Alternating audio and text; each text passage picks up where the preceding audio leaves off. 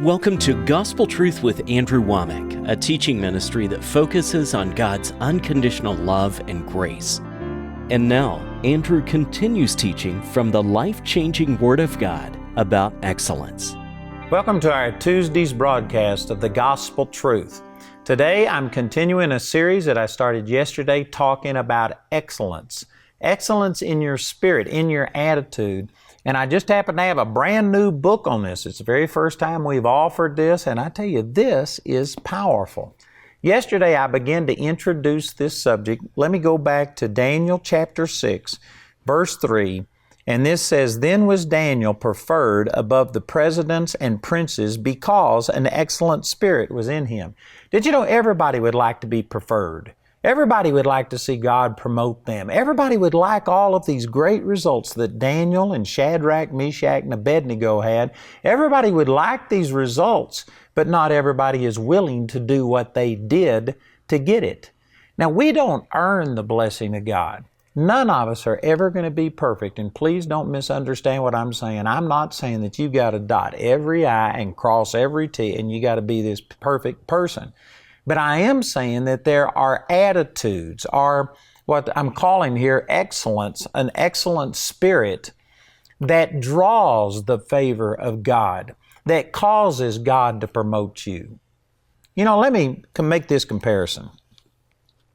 We've got like 650 employees, about 500 here in the States and 150 or so around the world. And you know what? I try and treat all of my employees well. I go by and I say things to them. And there's times that, employees don't do what's right. There's times that we've had to fire some people, let some people go and do things like this. But I try and be gracious and kind to all of my employees, and I don't treat them badly. But I can guarantee you, when it comes time to promote a person, you don't take a person that is a griper and a complainer and a person who just, barely gets by, and they are here only for the paycheck, but they have no desire to really help the ministry prosper. They're just thinking about themselves. You give them a 10-minute break. They're going to take a 15-minute break. They're going to come in late. They're going to check out early. You observe things like that. And when it comes time for a promotion, you don't promote a bad spirit. You don't promote a person who isn't diligent, doesn't have a good work ethic. You don't promote those things. If you do, well, then what that does, that causes everybody under them to be similar to that. What you do, you look for people that have this excellence in everything that they do, that they work hard, they have a good attitude. They are here trying to build everybody up. When they come, people get encouraged by them. I'm sure that every one of you know what I'm talking about. There are some people that when you ask them, "How are you?" you're sorry that you asked. Because, man, it's just like they throw up on you and they tell you every hurt and every pain and every rejection that they felt, and they just gripe and complain.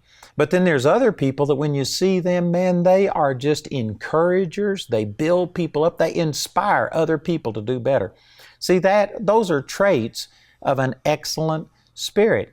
And when you have that, I'm telling you from an employer standpoint, that you promote excellence. You do not promote a bad attitude. I actually was walking through my office one time, and in the IT department, they had an interview with a young guy who came in. And this young guy came in wearing flip-flops, and he had pants with holes in them. And I'm aware that that's a new style and that I'm an old school and all of this. But this guy had on a t-shirt that was sloppy. He was not clean. He smelled. He hadn't combed his hair. He hadn't shaved. Everything about him said loser. Now, again, some people are saying you shouldn't judge a person by the way they look. But I'm saying if you come for a job interview, and if that's the way that you look applying for a job, what's going to happen if you get it? Man, if that's your best standard, if you're putting forth your best foot forward, and if that's your best, what's it going to be like once a person gets hired? And anyway, I said hi to this guy, and I didn't say anything at that moment, but later I walked by, I asked the person who was over that department, I said, "What was he doing here?" And he said, "Oh, he came for a job interview." And I said, "You know what? I don't care what his qualifications are. We do not need people like that in this ministry that don't care anything about the way they look, about they present themselves. And I know that there's people, this is politically incorrect, what I'm saying. And there are people that will be judgmental. There's probably people who are upset with me right now saying, well, I thought you were a grace preacher, and here you are judging people and condemning them. I'm not condemning him. I love this guy. Man, I would help him if he was in trouble. I'll help him, but I'm not going to give him a job, and I'm not going to promote him, and I'm not going to try and encourage my other employees to live down to his standard. And some of you, well, I just think you're wrong. Well, let me suggest that that's the reason you don't prosper. That's the reason you aren't promoted. And I can just hear television sets all over the world clicking off or changing to another channel because this is offensive. And most people, this is not a popular attitude, but let me say that the people that have that attitude of just do enough to barely get by, you work only to get money, but you live to play and to do other things, but you don't have a purpose, you aren't excelling, you aren't helping your boss, you are just a drain on them. You feel like they owe you everything and they should be giving you more without you doing any more. And people with that kind of attitude do not excel. I'm telling you, there is a reason that people are promoted. There is a reason that God can lift other people up. And it's not that you earn it, but you do have to receive God's favor. You do have to have an excellent spirit.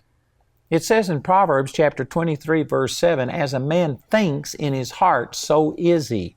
Your heart is reflected in your life, in the way you act, the way you talk, the things that you do. I can be around a person for a very short period of time, and I can tell you volumes about them because out of the mouth proceed the issues of life, is what the Lord said. And a person who is just griping and complaining and talking about everybody else and why don't they treat me better and we need to pass a law and the government needs to give me more money and it's all about what other people should be doing, but you aren't operating in excellence yourself. I can guarantee you that. I'm saying this in love, but that's a loser's attitude. And your attitude determines your altitude. And I know that there's people that don't like that. Again, this is politically incorrect in our world today where we say, no, if the government would just do this for me, and you're looking for other people and you're wanting to win the lottery and you're just wanting something out there to change, you don't realize that change begins with you. And I'm telling you, you get an excellent spirit. I'm still in the introduction, but when I get into this and I talk about Hananiah and Mishael and Azariah, who we know as Shadrach, Meshach, and Abednego, when you start studying them in Daniel, and I'm going to be going through the book of Daniel and showing you this, there are reasons why they were promoted. I mean, they all became rulers over a foreign land. They started out as slaves. They were castrated. They became eunuchs. They could have sat there and griped and complained. They could have just been miserable. They could have let things happen to them the way other people do. I bet you that the majority of the people who are sitting there saying it's unfair and I just cannot prosper because of the system, and you're looking at this and you see injustices around you and you are just bitter and angry and it's somebody else's fault. It's never your fault. The people who are thinking that way, I bet you haven't been castrated. I bet you hadn't been made a eunuch. I bet you that you weren't taken out of your homeland. And it doesn't say this, but Daniel, Shadrach, Meshach, and Abednego, it says that this happened when Nebuchadnezzar came in and conquered the people. And I mean, he killed hundreds of thousands of people. It is very possible that this very king who they served was responsible for killing their family. Certainly, there were some family or friends that Nebuchadnezzar killed. They could have been bitter towards him and they could have said, we aren't doing a thing that he asked us to do. They could have had a bad attitude. They probably were more justified in griping and complaining than any person watching this program. And yet I'm going to go through and show you that because they had an excellent spirit, they were just promoted and promoted and promoted. Daniel survived under 4 kings. He lasted for around 80 years in this corrupt foreign system where Nebuchadnezzar made an idol of gold and made people bow down and worship it, and Darius made a command that, nobody could pray to any god except him. If they did, they'd be thrown into the lion's den, and on and on. We're going to go and talk about all of this. But these people prospered not because they didn't have any problems, not because that they hadn't had bad things happen to them, but they had an excellent spirit. And I'm telling you, when you get your heart right, God will promote you.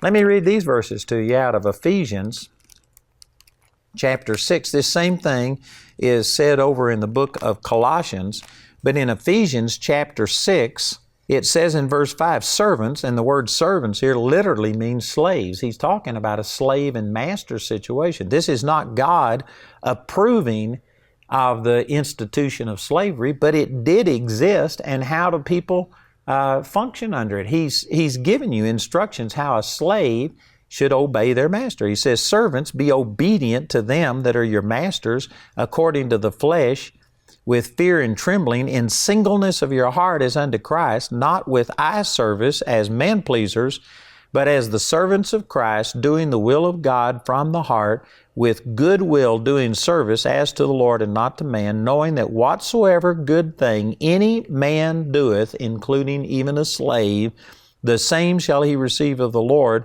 whether he be bond or free. This goes right along with the verse that I used yesterday, Psalms chapter 75, verses 6 and 7, where it says promotion doesn't come from the east or from the west or from the south, but it's the Lord who's the judge, and He puts up one and sets down another. God is the one who promotes us, and this is talking to slaves. Now, we don't have that situation today, praise God, but you could make an application to employer and employee, and even to the bad employers, even if they aren't treating you right. It says, do service to them, not with eye service. You know what this is talking about? This is saying don't only work hard when the boss is there, but when the boss isn't around, you ought to be just as diligent. You ought to be serving the Lord Christ and not just your boss. You know, the guy who is the CEO of my ministry, Paul Milligan, he's got multiple corporations, thousands of employees. He's turned those over to his son and to his son-in-law, and he's now on the board of directors, and he runs my ministry for me. But the point is, he's had thousands of employees. He's dealt with corporations and all of these kind of things. And Paul and I have tried to share with our employees that even though we want to be a blessing to our employees, and we try and pay our employees good, we give them time off and PTO and health benefits, and we do a lot of different things, we're trying to get across that we are limited in what we can do, but God is unlimited. And if people would work as to the Lord and not to us, not just when we're around do they work hard, but man, if they would work hard and if they had this excellent spirit and did everything with excellence, just like Daniel, they would be promoted. It says Daniel was thought to be promoted over the whole realm because he had an excellent spirit. God was the one who promoted him. God is the one who raised him up. God will promote you. But if you look to your employer and you're sitting there and you are thinking that God cannot prosper you beyond that job, and you look at that job as your source, then if you run into any financial difficulties and stuff, you're going to have resentment and bitterness towards your boss, towards your job. But you need to be working like this is saying, as to the Lord, not with eye service, just doing what is inspected. But even if people aren't looking, you need to be serving God with your whole heart.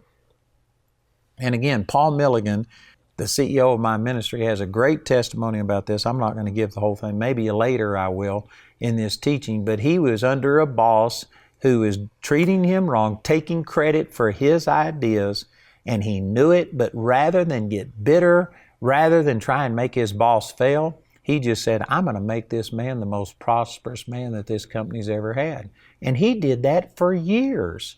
And after a couple of years, the higher bosses came down and asked him some questions about, was this your idea? Did you actually make this contact? Did you get this business deal done? And when they asked him, he said yes. And they said, we knew that your boss was not smart enough to do this. We've been watching you. And they recognized his ability, and they wound up promoting him, getting rid of that other man who had stolen Paul's ideas, and they wound up promoting Paul, and it became a great learning situation for him and a stepping stone to him owning his own businesses and everything. And see, he served not as just to a man, but he was serving to the Lord, and because he had that excellent spirit, God promoted him. I tell you, I am speaking directly to people right here. Some of you may not even recognize it, but this is God that is speaking through me to you, and you have been complaining about this situation, about this person, praying that they would change, that all of this would change, and what needs to change is you. You need to get an excellent spirit. You need to start serving the Lord instead of serving people. And I tell you, when you do that, God will cause you to prosper. Man, I've got examples of this. You know, I've been in ministry the vast majority of my life, but I haven't always been in ministry. And I remember when I was pastoring a little church in Childress, Texas, that anyway, I ran into a financial bind. I actually had bought a house, and it was financed by the owner, and I didn't have the ability to pay him. But rather than dodge him, you know, part of an excellent spirit is that when you owe somebody, you go to them. And the best thing is to pay them, but if you don't have the money, at least don't avoid them. And the day that I owed my payment on that house, I went to this boss and I told him, I said, look, I am sorry, but I just don't have it, but I am not avoiding this. I am going to come up with it. I remember telling this guy that my wife's blood was worth $150 an ounce back in the 70s and 80s. She's got a rare blood type. And of course, I wasn't going to use my wife's blood to pay the payment, but I was just telling him that I said, look, we are going to guarantee you we will pay this. And this guy said, well, look, he owned a photography studio, and he said that I'll let you work it out. And at that time, one of the reasons that I had so much poverty in my life is because when I was called into the ministry, I thought I was sinning against God if I worked a secular job. And so when our ministry was very small and we were only ministering to a few people, I only had a small income, and that's the reason I had all of these financial problems.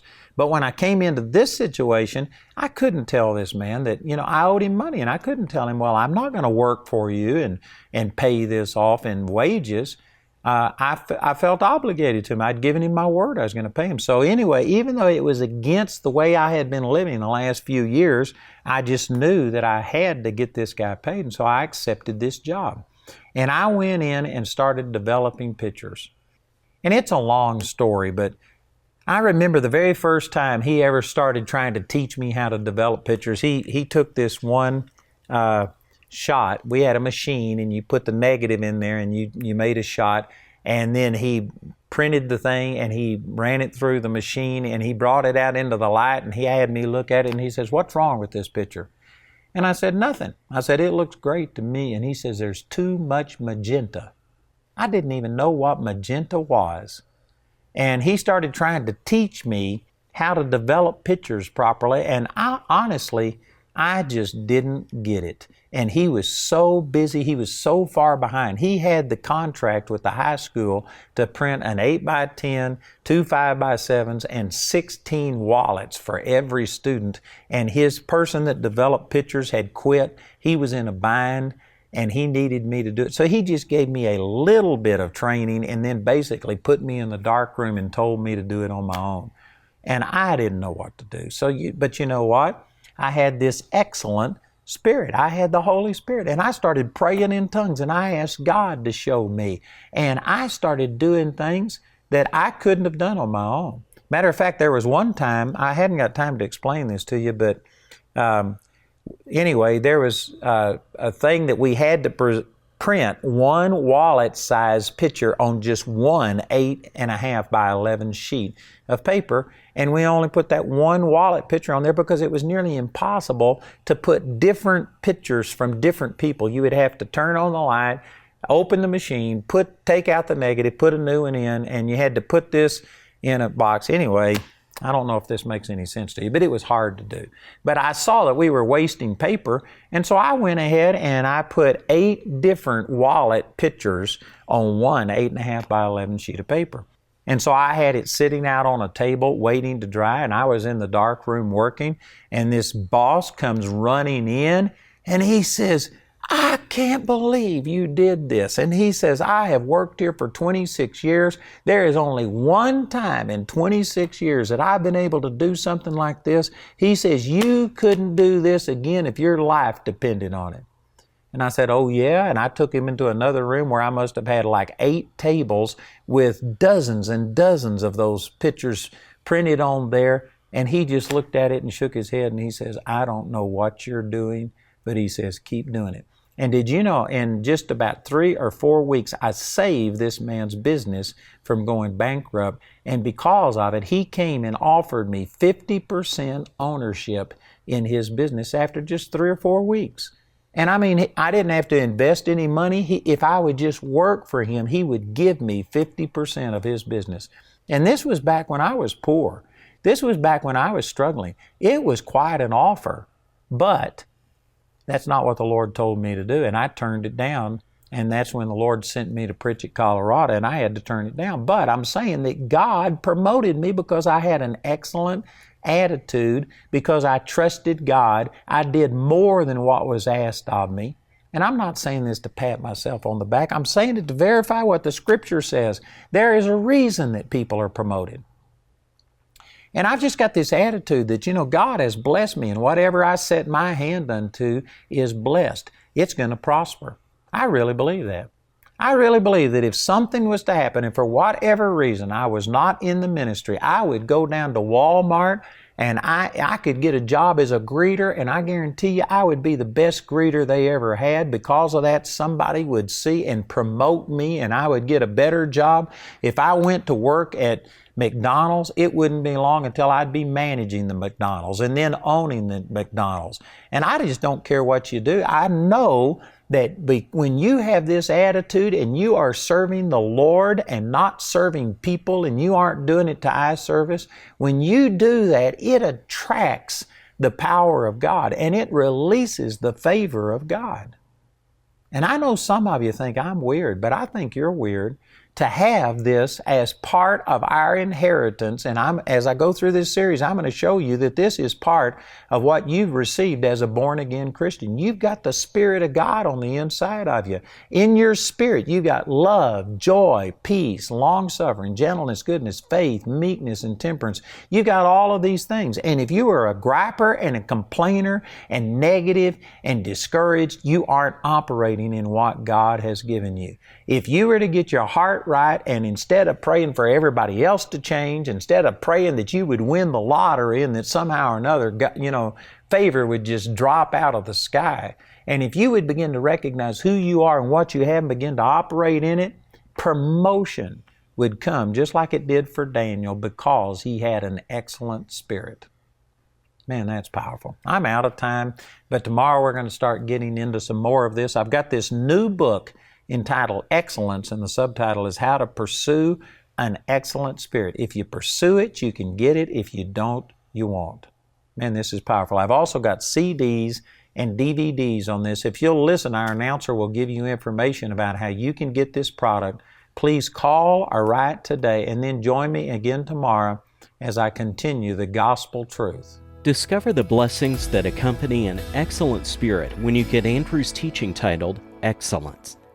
I'd like to encourage you to get my newest book, Excellence. The subtitle is How to Pursue an Excellent Spirit. And what this is basically a study of Daniel, Shadrach, Meshach, and Abednego from the book of Daniel. And I tell you, this is powerful. Everybody would like the promotion that they experienced, but they don't want to do what they did in order to get there. But Daniel chapter 6 verse 3 says that Daniel was promoted because he had an excellent spirit. This will help you to accomplish the same thing. Make sure to get your copy of Andrew's brand new book titled Excellence when you contact us today. This series is also available in a CD album or in a DVD album made from our daily television broadcast. Excellence is also available for audio download absolutely free from our website. The first audio teaching in today's series is available for a gift of any amount when you write or call. We encourage everyone to give, but if you're simply unable to afford it, Andrew and his partners will provide this first CD free of charge. You can order resources or become a Grace Partner today through our website at awmi.net. While there, you can discover more product details and download many free resources. Or call our helpline Monday through Friday from 4:30 a.m. to 9:30 p.m. Mountain Time. Our helpline number is 719-635-1111. To write us, use the address on your screen. We appreciate your generosity and hope to hear from you today.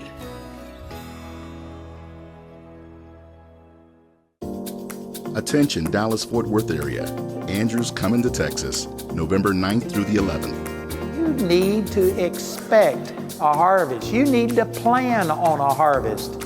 God said when you give, it'll be given back unto you. Expect the miraculous, the power of God, the saving grace of Jesus Christ, and the love of God being poured out.